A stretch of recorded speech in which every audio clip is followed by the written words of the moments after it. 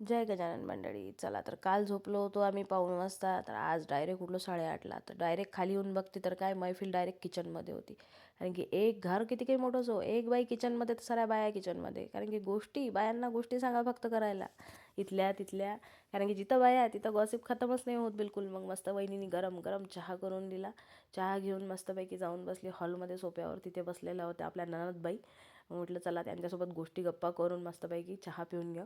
चहा वगैरे पिऊन घेतला. आणि हे बघा होममेड मस्तपैकी यांनी किल्ला बनवला होता. तिथे होते आपले महाराज. बघा किती सुंदर. मुलं पण आजकाल खूप क्रिएटिव्ह झालेले आहे. मग त्याच्यानंतर बाबा आले होते खाली गाडी घेऊन. मग आम्ही उतरलो. चला म्हटलं आता घरी जाऊ. कारण की आम्ही इकडे झोपायला आलो होतो, म्हणजे इकडलं घर आणि तिकडलं घर. आता आम्ही तिकडल्या घरी चाललेलो होतो. मग घरी वगैरे पोहोचलो मस्तपैकी. हे बघा घरी, हे बघा यांचा का हा आहे खालचा एरिया. यांचा पण एक सेपरेट एरिया आहे. इथे पण बड्डे वगैरे सगळंच होऊन जातं. त्याच्यानंतर घरी आलो. घरी आल्यानंतर सगळ्यात पहिले घेतलं डॉगेश भाऊचं दर्शन. त्यांचं चालू होतं आपलं खेळणं वगैरे. आणि त्याच्यानंतर मग किचनमध्ये गेलो. प्रियंकाताईंनी घेतलं होतं मस्तपैकी पोहेचा कॉन्ट्रॅक्ट. पोहे बनवतो म्हणे मी घेतला होता वाटायचा कॉन्ट्रॅक्ट. त्याच्यानंतर मग लगेच हृदयला वगैरे थोडासा नाश्ता वगैरे खाऊ घातला.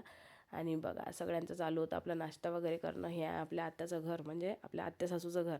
त्यानंतर मग हृदयनी जुगाड असा मस्त लावला की गाडीला डायरेक्ट बलून्स बांधले आणि मस्त खेळून घ्यायचं. कारण की त्याचा तो उपयोग काही ना काही करावाच लागणार आहे.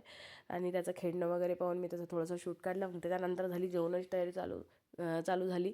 नंतर प्रियंकाताईंनी घेतलं होतं पोळ्याचं डिपार्टमेंट. आशाताई लाटून देत होत्या आणि आम्ही मस्त त्यांची मजा पाहून राहिलो. हे बाई यांच्या मोबाईलमध्ये खुश होत्या बिलकुल मस्तपैकी ननदबाई आपल्या. त्यानंतर यांच्या चालू होत्या लंबी लंबी गोष्टी यांच्यासोबत. काय करून राहिले ते काही समजून नाही राहिलं होतं, पण चालू होतं त्यांचं काहीतरी डिस्कशन.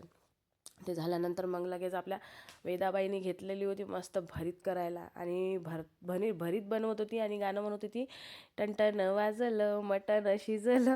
आणि त्याच्यानंतर ते झाल्यानंतर आम्ही मस्तपैकी मग जेवायला बसलो. जेवण वगैरे करून घेतलं.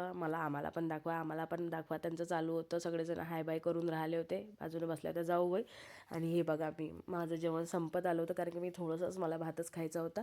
जेवण वगैरे नाही. ह्या बाईला वरच पाहिजे बसायला, खाली बसतच नाही म्हणे. म्हणे आपल्या कपड्याला धुडला लागते, असं लागते तसं लागते. त्यानंतर आम्ही आमचं आटपून सगळं काही निघालो मग. कारण की आम्हाला अमरावतीला निघायचं होतं. आणि अमरावतीला निघणं म्हणजे म्हटलं आम्ही निघालो 3ला. आणि 3ला निघाल्यानंतर आम्हाला कमीत कमी आता 4 ते 5 घंटे लागते पोचायला. निघाल्यानंतर मग आम्ही बघा ऑन द वे लागलो. आणि त्याच्यानंतर मग चला म्हटलं आता दिवस होता बघा, सूर्यदेवचं पण दर्शन करून घ्यावं म्हटलं थोडंसं. आणि ते आपल्याला चालू होती त्यांची प्रोसेस डुबण्यावर. ते त्याच्यानंतर आम्ही मग आलो. थोडं असं करता करता मस्तपैकी निघालो. झालं म्हटलं कुठेही जायचं असलं की वाट लागते भाऊ, पूर्णची पूर्ण वाट लागून जाते. असा प्रवास नको. ट्रेननी मस्त राहतो, आलता येते डुलता येते. गाडीत बसलो की बसा आणि निघा.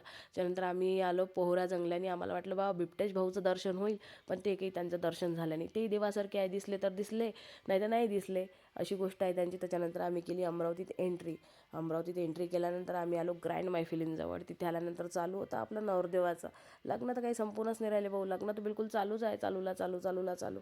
त्यानंतर घरी आली, एवढी थकलेली होती, मला बरं नव्हतं. मी बाहेरून ऑर्डर केलं, हे दोघं जेवले आणि मी झोपली. असा होता माझा आजचा दिवस. Bye bye.